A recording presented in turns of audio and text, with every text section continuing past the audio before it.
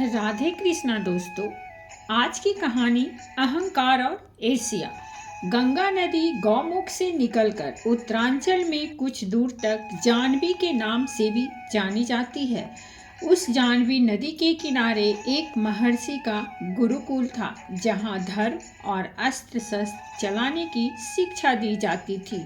वहाँ अनेक शिष्य आते। गुरुकुल में कड़ा अनुशासन था। गुरुकुल की आज्ञा का पालन करना और आपस में मित्रता का व्यवहार करना वहाँ का पहला नियम था। गुरुकुल में अपने बच्चों को भेजने के बाद माता पिता निश्चिंत हो जाते थे।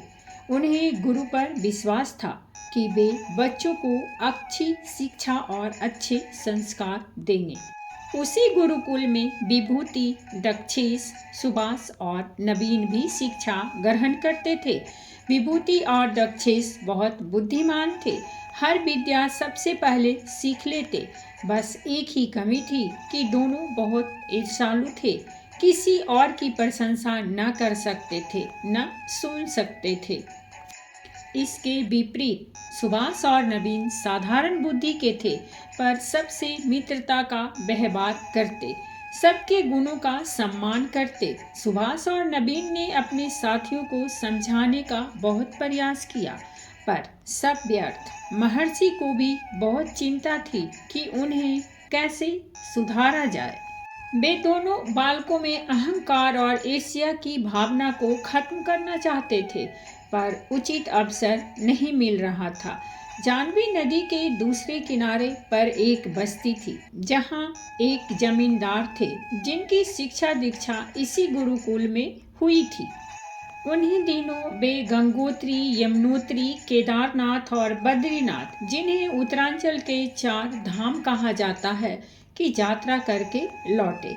उन्होंने एक भोज का आयोजन किया। जमींदार ने सबसे पहले गुरुकुल में संदेश भेजा। महर्षि वर संदेश वाहक के साथ कृपया अपने 2 योग शिष्य भेज दें। उन्हें भोजन कराने के बाद ही भोज आरंभ होगा।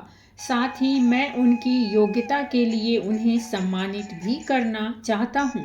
गुरु ने कुछ सोचकर विभूति और दक्षेश को बुलाया और कहा, नदी के उस पार रहने वाले जमींदार ने आश्रम के 2 योग शिष्यों को दावत के लिए बुलाया है। दावत के पश्चात वे उनकी योग्यता के लिए उन्हें सम्मानित करना चाहते हैं। गुरुकुल में तुम्हारी विद्या बुद्धि को देखते हुए मैंने तुम दोनों को चुना है। आज ही वहाँ जाना है। क्या तुम जाओगे? अवश्य, दोनों ने एक साथ कहा। दोनों शिष्य संदेश वाहक के साथ जमींदार के यहाँ पहुँचे।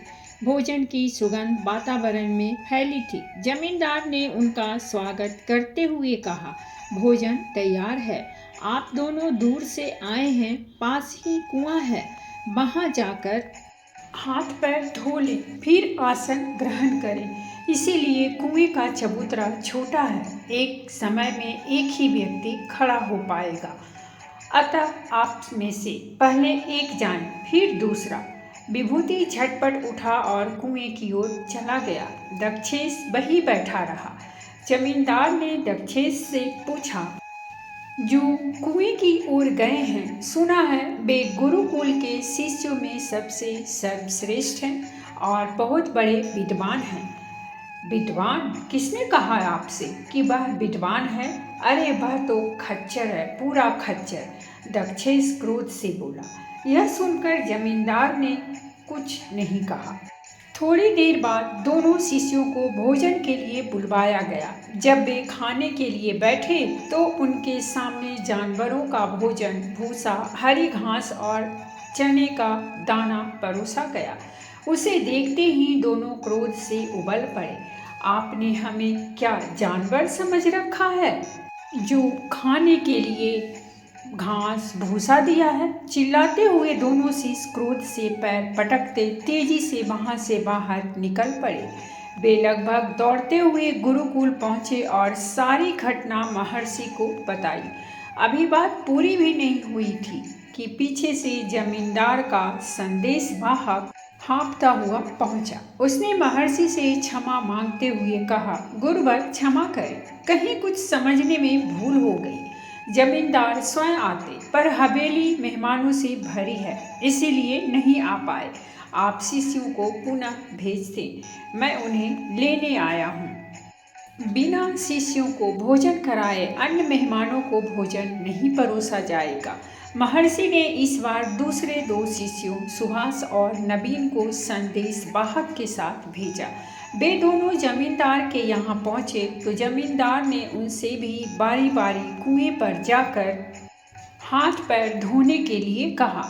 पहले नवीन कुएं की ओर गया। सुभाष को अकेला देखकर जमींदार ने वही बात फिर कही, सुना है कि वे जो कुएं की ओर गए हैं गुरुकुल में सबसे श्रेष्ठ और बहुत बुद्धिमान हैं।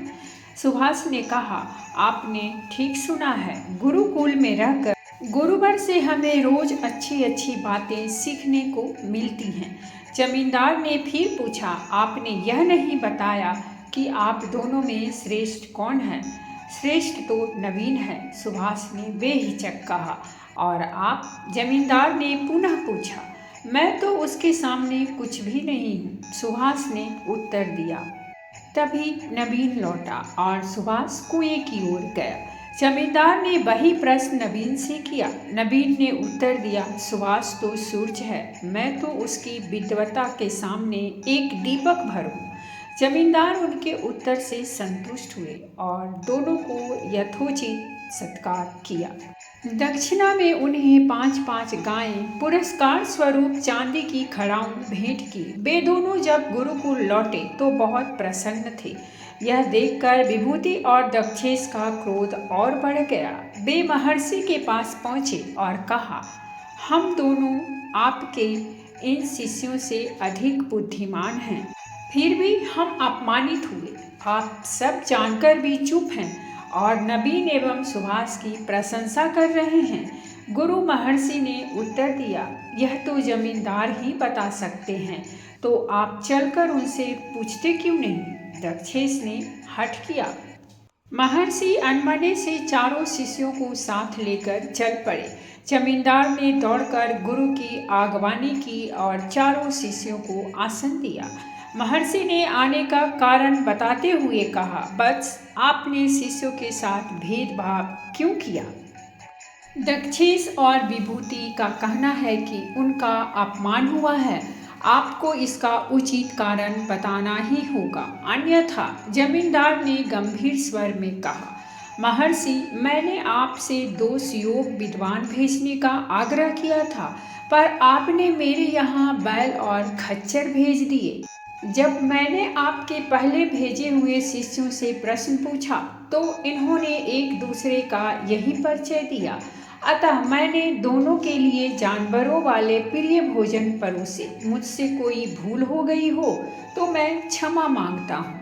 जमींदार की बात खत्म होने से पहले विभूति और दक्षेश का सिर शर्म से झुक गया।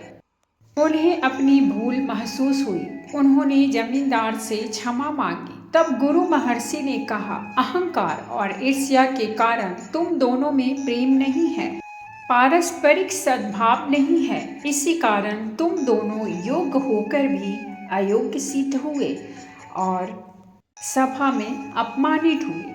वहीं सुभाष और नवीन तुम दोनों की अपेक्षा कम योग्य हैं, पर वे विनम्र, शिष्ट और एक दूसरे के प्रति मित्रता का भाव रखते हैं, इसी कारण आज यहाँ सम्मानित हुए। सबकी भावना की कद्र करना, सबसे प्रेम करना और सबका सम्मान करना ही शिष्य को योग बनाता है। इसे सुनकर वहाँ उपस्थित लोगों ने गुरु की प्रशंसा की और गुरु को यह विश्वास हो गया कि अब उनके चारों शिष्य एक समान योग होकर घर लौटेंगे।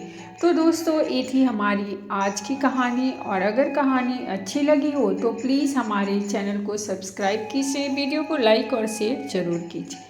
कहानी सुनने के लिए बहुत बहुत धन्यवाद। मिलते हैं हम एक नई कहानी के साथ।